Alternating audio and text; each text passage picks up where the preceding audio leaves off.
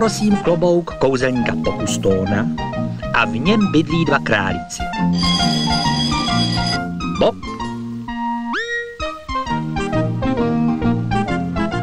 a Bobek. Jenže tomu se nikdy z vyhřátého klobouku nechce. Vstávat a cvičit. Raz, dva. Ale proč? Protože je ráno. Jenže já mám ještě noc.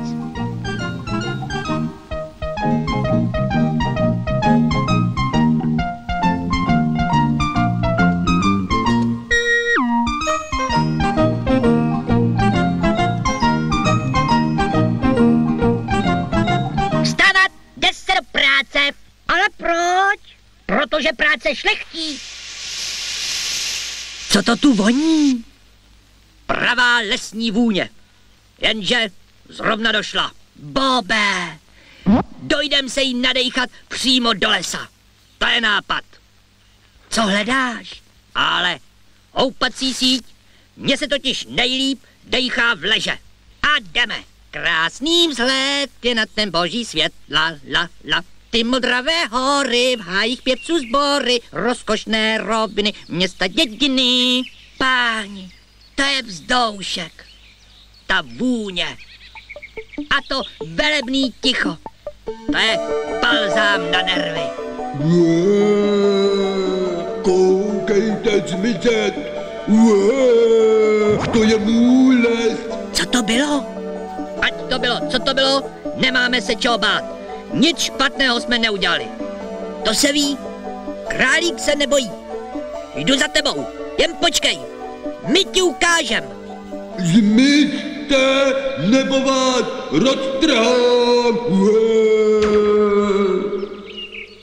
Strašidlo, zachraň se, kdo můžeš. Hej, vraťte se, žádný strašidla nejsou. A víš, určitě, že nejsou. Samozřejmě, že nejsou. Pořádně si na to posvítíme. Ale čím? Nemáme baterku. Posvítíme si bez baterky a pojď hezky přede mnou, ať tě nikdy nestratím. Je tam velikánský strašidlo. Utíkejte! Roztekám, sežeru. Králík se nebojí, králík neutíká. Bobku, kde jsi? Správně. Nebojí a neutíká. A na něj!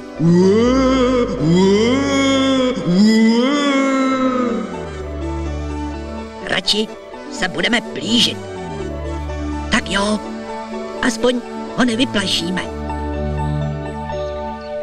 Vypadněte z mého lesa, nebo vás roztrhám.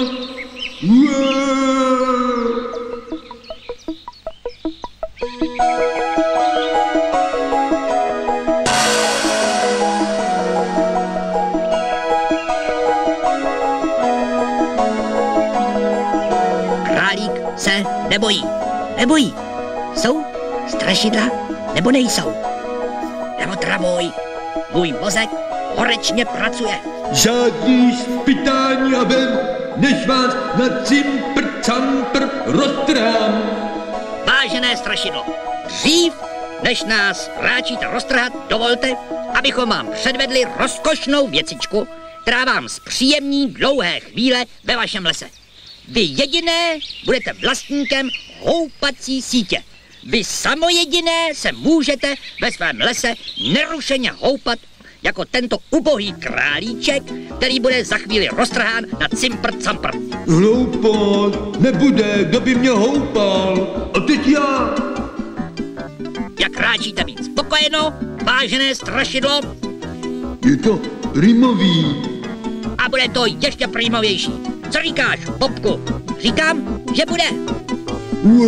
To už je moc, přestaňte.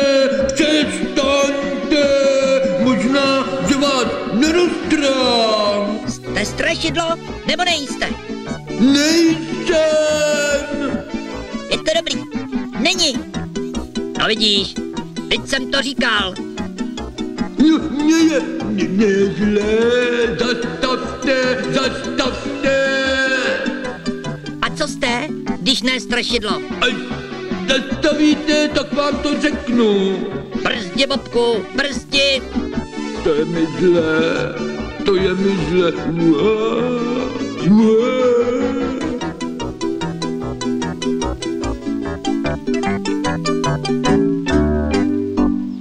Jázavec, tak se na něj podívej. No jo, ale proč jsi strašil? Protože jsem chtěl být v lese sám. Ale to přece nejde. Ano, já vím, že to nejde, no, tak už mě pusťte. A ty už dáš pokoj. Ale to se ví, že dám. A vlezte mi na záda. A teď se, Bobe, konečně v klidu nadejcháme lesní vůně, viď?